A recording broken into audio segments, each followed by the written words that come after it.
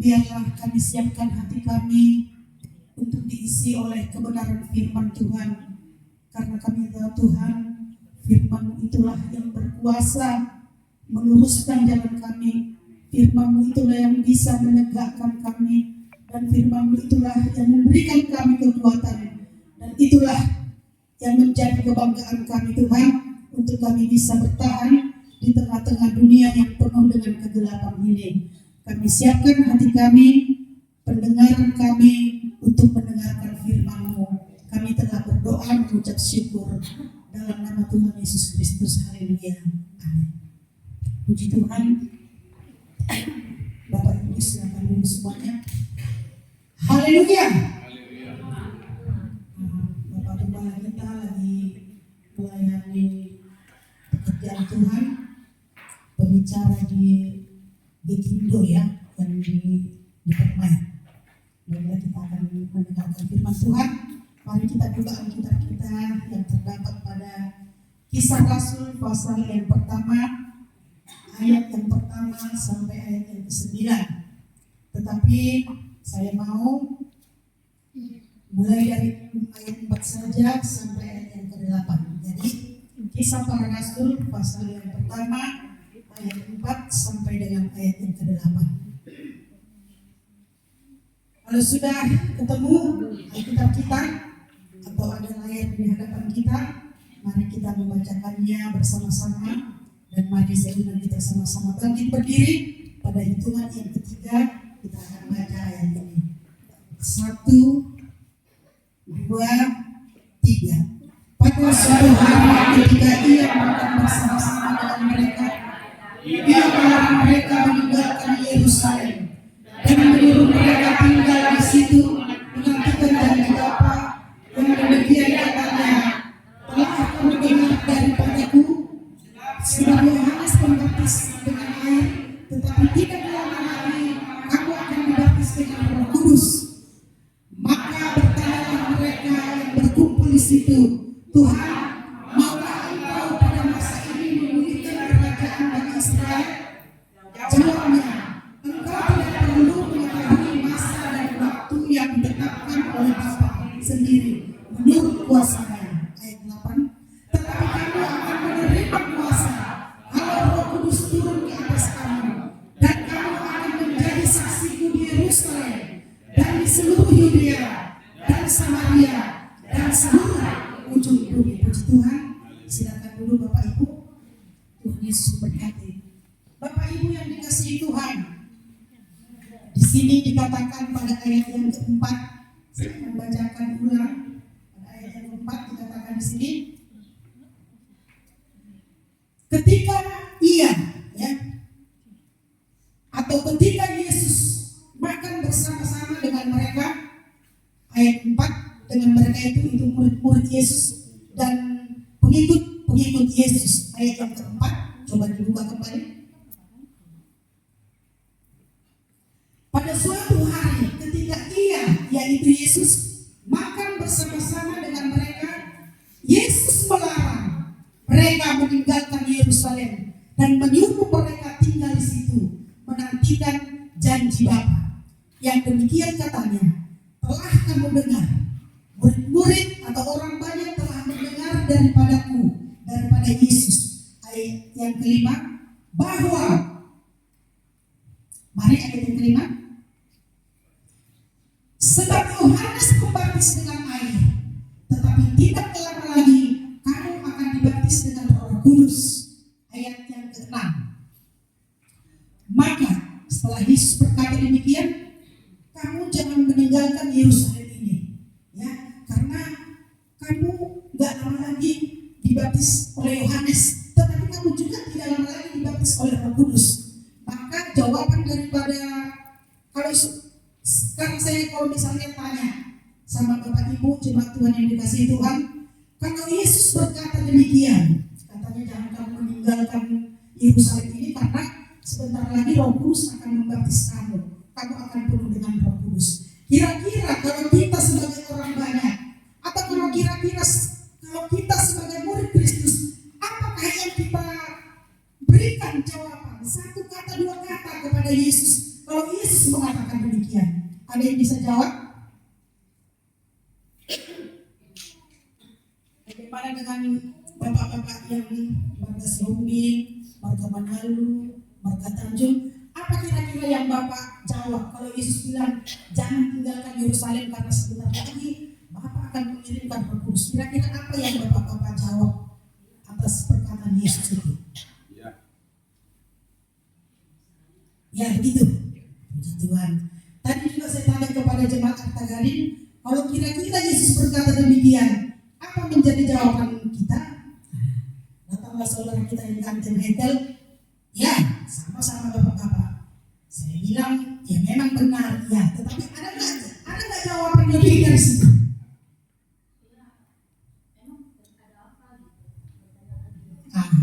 Bisa dua, udah boleh berikan. Masih ada lagi nggak kira-kira yang lebih? Ada nggak? Kalau misalnya dikatakan saudara Alek, pinang sintua Pusila lagi, pinang sintua Guru Senturi, pinang sintua Guru Ambarita, kamu jangan tinggalkan di Yerusalem ini ya, karena Roh Kudus mau datang, mau memenuhi kalian. Apa jawaban kita? Iya memang. Tetapi lebih dari situ, harusnya murid-murid Yesus atau pengikut Yesus harusnya bertanya, apa Roh Kudus itu? Bapa yang mengirim? Apa usaha kami? Atau apa upaya kami supaya kami bisa dipenuhi oleh Roh Kudus itu? Terus kalau kami sudah penuhi Roh Kudus itu, apa keuntungannya bagi kami? Begitu kan? Tadi saya bilang di jemaat Artagarin, ya kalau misalnya saya tanya sama anak umur 4 tahun, kamu jangan makan nanti jadinya, apa jawaban kamu? Iya Bu. Itu benar.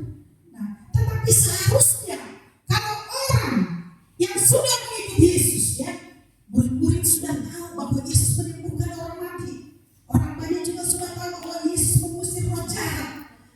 Orang banyak juga sudah tahu bahwa Dia pernah memberikan makan 5.000 orang. Tetapi waktu Yesus berkata, kamu jangan pernah meninggalkan Yerusalem ini sebelum Roh Kudus turun ke atas kamu, sebelum kamu penuh dengan Roh Kudus. Mari ayat-ayat tadi ditampilkan kembali. Dalam ayat yang kelima saya akan baca ayat yang ke-6. Maka bertanyalah mereka yang berkumpul di situ, ya termasuk murid-murid Yesus, Tuhan, maukah Engkau pada masa ini memulihkan kerajaan bagi Israel? Apa jawaban mereka? Tuhan, maukah Engkau pada masa ini memulihkan kerajaan bagi Israel? Kira-kira nyambung nggak? Iya, tapi memang pasti ada sambungannya, karena ini kan berkata-kata murid-murid dengan Yesus. Memang secara pikiran kita sepintas kayaknya nggak nyambung. Harusnya kan dibilang, Yesus gimana sih? Roh Kudus itu bagaimana? Emang Tuhan Ia mau pergi, jadi Roh Kudus itu gimana? Apa Dia lebih dahsyat? Apa Dia lebih kecil? Atau bagaimana? Apa keuntungan kami? Tetapi murid-murid atau orang yang berkumpul di situ mengatakan, Tuhan, maukah Engkau pada masa ini memulihkan kerajaan Israel? Pada saat itu memang di tempat itu didominasi oleh orang Roma. Ya, terjadi kekerasan oleh orang-orang Roma, tindasan dari orang-orang Roma, sehingga orang di situ, orang banyak di situ murid Yesus mengatakan, mau nggak kau memulihkan kerajaanmu? Artinya kalau Yesus ini ajaib, kalau Yesus ini baik, Dia memberikan kami makan, Dia menyembuhkan orang sakit, Dia berkata jangan takut, jangan khawatir. Jadi kalau Yesus ini menjadi raja atas kami, tentulah kami akan merasa bahagia, tentulah kami akan aman saja, tidak ada penindasan, tidak ada ketakutan dari orang-orang Roma ini. Yesus inilah maunya raja di sini, sehingga Dia mengatakan, maukah Engkau pada masa ini memulihkan kerajaan bagi Israel atau bagi kami? Coba ayat yang ke-7. Jawab Yesus, engkau tidak perlu mengetahui masa dan waktu.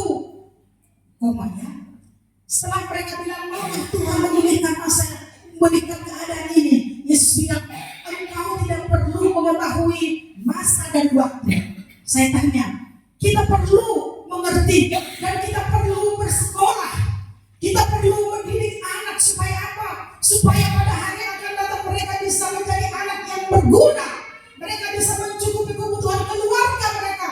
Mereka bisa menjadi anak kebanggaan. Itu untuk masa lalu. Ternyata orang-orang pada saat itu yang tanya ini, bisa enggak engkau memulihkan kerajaanmu? Mungkin dia trauma pada masa lalu. Amin. Trauma pada masa lalu. Terjadi kekerasan, terjadi ketakutan, terjadi kemiskinan, terjadi kelaparan. Nah, dan pada saat itu juga saya katakan tadi bahwa kekerasan, bahwa bangsa Roma itu memerangi. Ya. Dan mereka juga khawatir akan masa yang akan datang.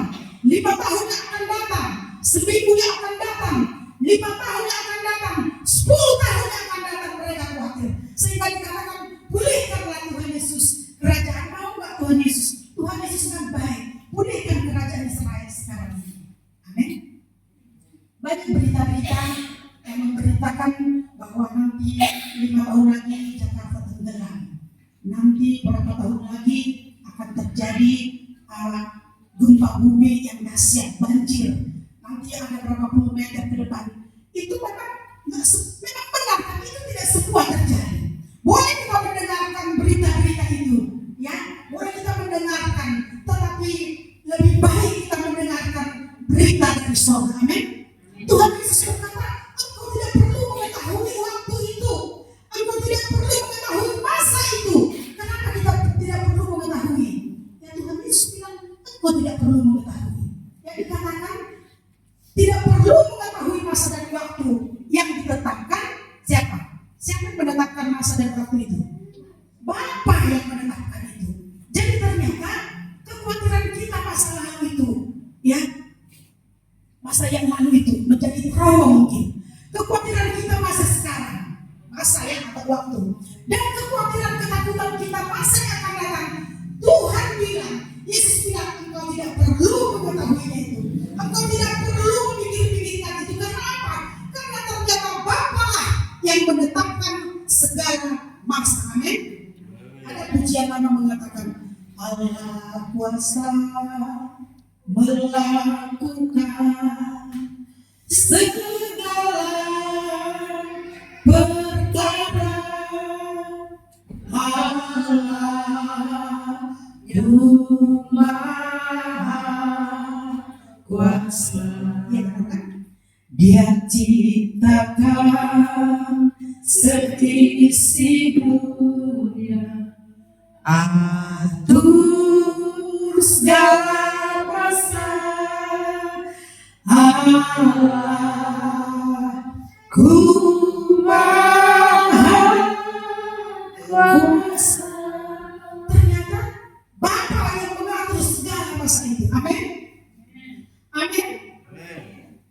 Musa dalam kehidupannya, ya, kalau Musa bisa berkata, kita tahu Musa itu dilahirkan di rumah, ditaruh di peti, di sungai, ditemukan oleh putri Raja Firaun, dan dia dibesarkan di istana dengan fasilitas yang hebat, yang luar biasa di istana Mesir. Amin.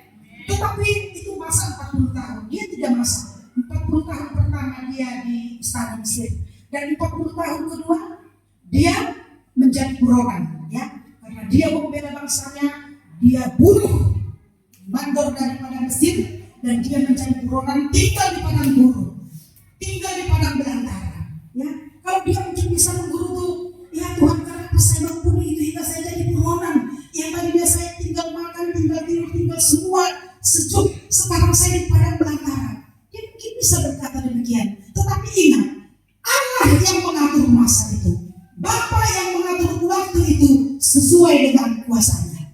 Ya.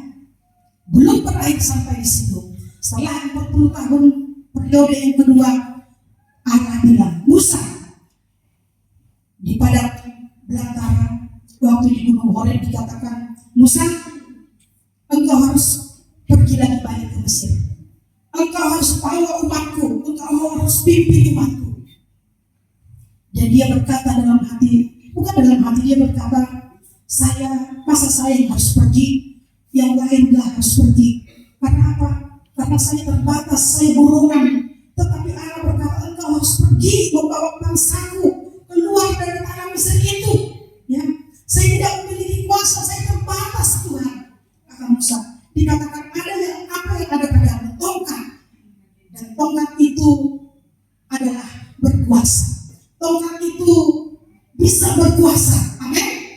Dikatakan pukulkan tongkatmu itu ke laut, maka laut itu akan kering. Pukulkan tongkat itu ke gunung, maka dia akan mengeluarkan air. Bapak Ibu yang dikasihi Tuhan, ayat yang ke-7, jawabnya, engkau tidak perlu mengetahui masa dan waktu yang ditetapkan Bapa sendiri menurut kuasanya. Ayat yang ke-8, tetapi kamu akan menerima kuasa itu, kuasa yang diberikan oleh Bapa itu, kuasa Roh Kudus yang tadi saya katakan yang diberikan oleh Bapa itu. Sekarang dikatakan, tetapi kamu akan menerima kuasa kalau apa? Kalau Roh Kudus turun ke atas kamu, dan kamu akan menjadi saksiku di Yerusalem, di seluruh Yudea dan Samaria, dan sampai ke ujung bumi. Artinya begini, masa lalu, masa hari ini, masa yang akan datang Tuhan berikan. Bapa memberikan kuasa, kuasa yang sama diberikan Allah kepada kita. Untuk apa? Bukan untuk menciptakan bumi. Untuk apa? Bukan untuk merestorasi lagi yang diciptakan Tuhan, tetapi untuk kita mengcover diri kita, untuk kita menghandle diri kita, untuk kita mempersiapkan diri kita. Kita memiliki kuasa. Ada persoalan kita cakap menanggungnya apa? Karena apa? Karena Allah sudah memberikan kuasa tadi itu. Kuasa yang dibuat oleh Tuhan itu mengatur masa lalu, hari ini dan hari esok. Dan kuasa itulah yang diberikan Tuhan kepada kita. Amin. Sehingga dikatakan, jangan takut, kamu tidak perlu mengetahui masa dan waktu. Karena apa? Karena itu ditetapkan oleh Bapa sesuai dengan kuasanya. Amin. Saya tidak berkata bahwa kita tidak pernah takut. Saya pun sering takut. Saya tidak berkata bahwa kita tidak pernah khawatir. Saya pun pernah khawatir akan hari ini, hari besok. Tetapi firman Tuhan katakan, berita dari surga katakan, tidak usah takut, tidak usah mau tahu, tidak usah pusing. Ya, tapi dikatakan kamu akan menerima kuasa itu. Kalau kita apa? Kalau kita percaya kepada Bapa, kita akan menerima kuasa itu kalau kita dipenuhi oleh Roh Kudus. Tapi kamu akan menerima kuasa kalau Roh Kudus turun ke atas kamu, dan kamu akan menjadi saksiku di Yerusalem dan seluruh Yudea dan Samaria dan sampai ke ujung bumi. Bapak Ibu yang dikasihi Tuhan, mungkin kita berkata seperti ini, waktu kebaktian 10 malam kemarin kan cuma 14 orang yang nyanyi, yang sampai air disumbang lagi, disawer lagi. Jadi kami yang gak penuh Roh Kudus lah. Bukan. Di mana pun kita berada, kita bisa penuh dengan Roh Kudus. Tahun ini memang saya hanya mengikuti 2 atau 3 kali ibadah pencurahan Roh Kudus. Ya kalau saya mungkin mau bilang, ya berarti saya nggak dipenuhi Roh Kudus, tetapi enggak. Di mana pun kita berada, memang seharusnya sebaiknya kita berdoa, ya berdoa 10 malam untuk kita dipenuhi oleh Roh Kudus. Tetapi kalau hati kita rindu, ya rindu, gimana sih rindu? Ya, kita bisa berkata kepada Tuhan, Tuhan aku rindu dipenuhi oleh Roh Kudus, maka Roh Kudus itu akan memenuhi kita. Amin. Ketika Musa di Gunung Horeb, dia lihat ada senang terbakar. Dia mau menemui Bapa, karena Allah bilang Musa. Dia datang ke senang itu. Dia melihat senang duri itu, tetapi dia tidak terbakar. Senang duri itu tidak terbakar, sehingga Musa penasaran ada apa sebenarnya. Dia datang ke senang itu, ya Tuhan, dikatakan. Tetapi Allah mengatakan, Musa, tanggalkan kasutmu. Kasut itu sama dengan apa? Sama dengan alas kaki atau sendal. Kenapa Allah berkata demikian? Karena kasut itu adalah menggambarkan hal yang kotor. Amin. Hal perjalanan kita yang kemarin, kita berbuat dosa, kita sering ada kekurangan, kita tidak layak, kita tidak suci. Allah katakan, Musa, tinggalkan, tanggalkan kasutmu, karena tempat ini adalah kudus. Amin.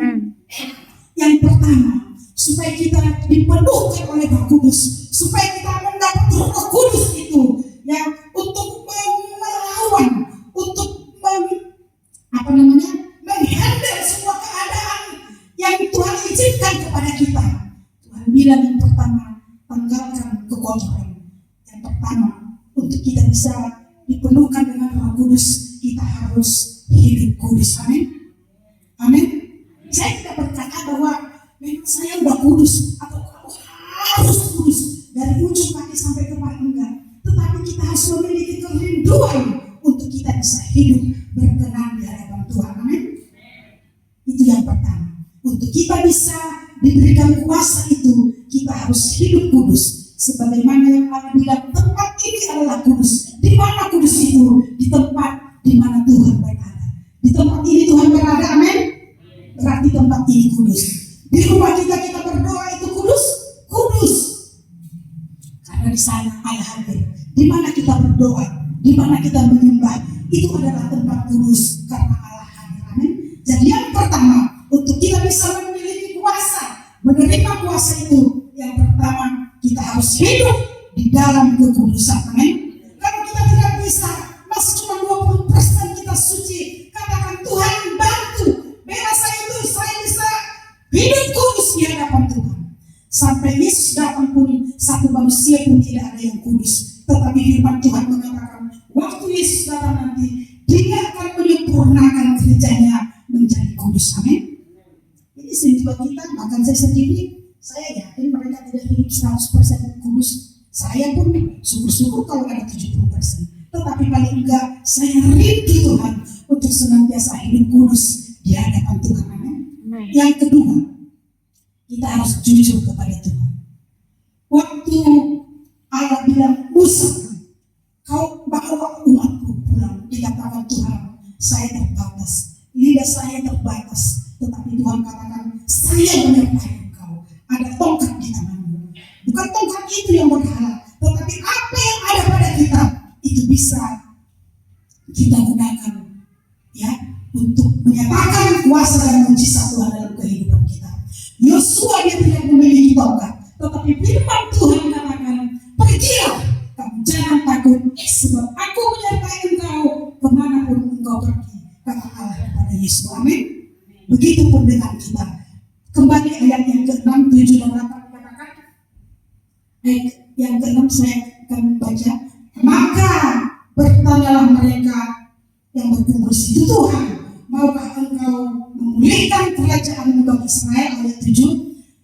Jawab Yesus kepada mereka, kepada murid-muridnya dan kepada orang yang ada di situ, engkau tidak perlu mengetahui masa dan waktu yang ditetapkan oleh Bapa. Demikian pun dengan kita. Kita tidak perlu mengetahui apa yang akan terjadi besok, apa yang akan terjadi 1 minggu lagi, karena itu ditetapkan oleh Bapa sesuai dengan kuasanya, dan Dia akan memberi kuasa kepada kita ya untuk menghadapi semua masalah, semua persoalan yang Tuhan izinkan datang kepada kita. Tetapi kita akan cakap kalau apa? Kalau Roh Kudus turun ke atas kita, dan kuasa yang sama itu akan menjadi bagian kita kalau kita penuh atau dipenuhi oleh Roh Kudus. Amin. Bangga memiliki Allah, bangga. Amin. Itu yang tadi yang Ibu Ros ya, Ibu Sirait yang bersaksi tadi, dikatakan terbang katanya atap rumahnya. Itu belum seberapa ya Bu. Memang itu bukan kehendak Tuhan. Tuhan menghendaki jemaatnya atau anak-anaknya hidup dalam sukacita, tetapi itu diizinkan Tuhan ya supaya kenal firman Tuhannya. Dari mana Tuhan? Dari mana kita mengerti bahwa Tuhan membela kita? Dari mana kita tahu bahwa Roh Kudus menghibur kita kalau tidak ada duka cita? Amin. Segala perkara kita cacat menanggungnya di dalam Tuhan Yesus yang memberikan kekuatan bagi kita. Percayalah bahwa Tuhan sudah memberi kuasa itu kepada kita untuk menghandle semua masalah yang Tuhan izinkan bagi kita. Amin. Puji nama Tuhan. Waktu dan selanjutnya kami kembalikan kepada Bapak Gembala.